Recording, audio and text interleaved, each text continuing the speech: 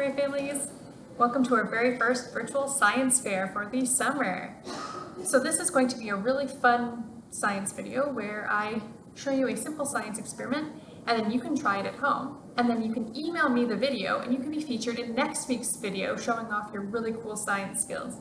So make sure you email me your video of your experiment at spoland@innisfilidealab.ca.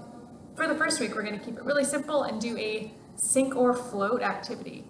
Some of you might have seen this before, and it's really easy to do. All you need is a bucket of water and some things that you found around your house. So I found some cool things around the library that we can try today.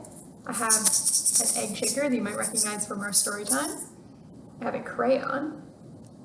I have a red foam heart, a pink flower button, and a purple feather.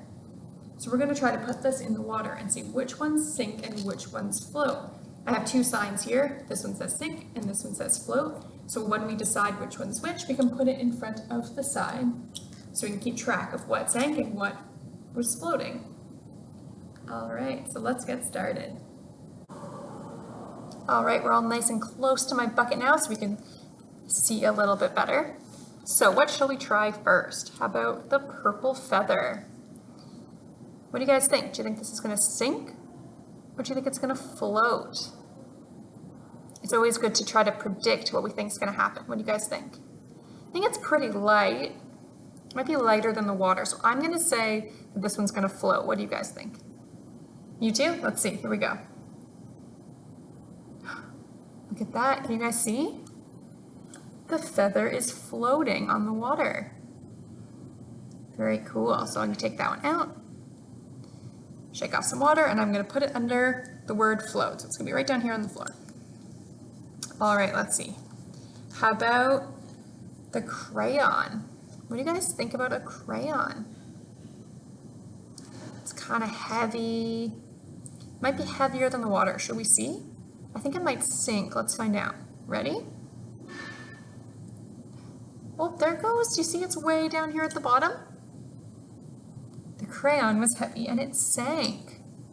I'm gonna reach in the water and get it out. I'll put it under the word sink so we remember. The crayon sank. All right. How about the pink button? This one's pretty light, but it also has holes in it, so the water could go between the holes and push it down, or it might be light enough to float. Let's find out. This one could go either way. It stayed on top of the water. That means it was floating. Push it around in there. All right, so I'll take that one out. And I'll put it under float.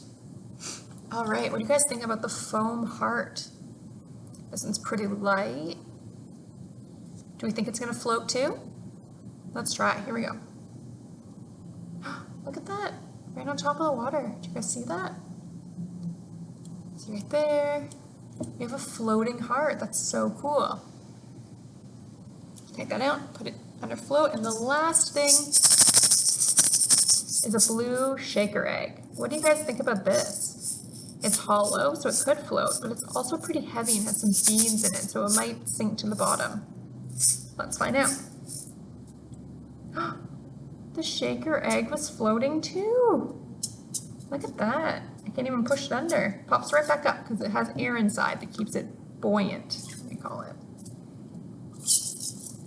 Pretty cool. So get the water off of that and put it under float. All right, so let's see what we have.